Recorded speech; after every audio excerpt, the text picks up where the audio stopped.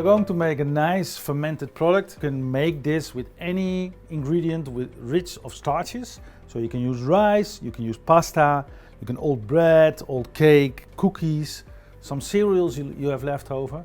And I like to call it miso. So the miso that we are making starts with kog'ji. And kog'ji is a fermented cereal like rice or barley. And you need cooked barley or cooked rice for this, but al dente. Because during the fermentation process, it will cook more. What we need more is the spores of the mold.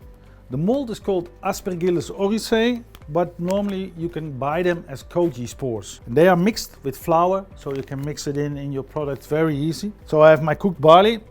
I'm going to put on some gloves because you don't want to mix in any other bacteria or microorganisms. We take a bowl, we put the barley in the bowl, get everything in there. So the barley is cooked al dente. Doesn't have to be cold, but it cannot be warmer than 40 degrees. If you have it still warmer than 40 degrees, then your mold can die. We have our spores.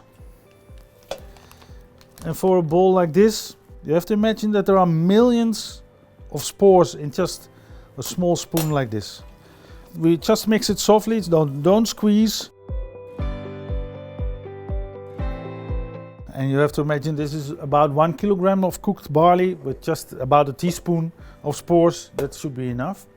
And now what we are going to do is have a wet towel. So I'm going to wet this one. And because when we ferment the barley, it needs a little bit of moist. So we are going to put it for 2 days at 30 degrees, but it needs liquid as well. It needs water. It's not really wet, but just a little bit moist. Cover it with the wet towel so it will keep wet. And what we have to do now is we put this somewhere where it's 30 degrees for 2 days, 48 hours, with a little bit of humidity. So this can be an oven on 30 degrees, can be a warming cabinet, and then the mold will grow on top of the barley and you get your kog'ji. You get this molded barley.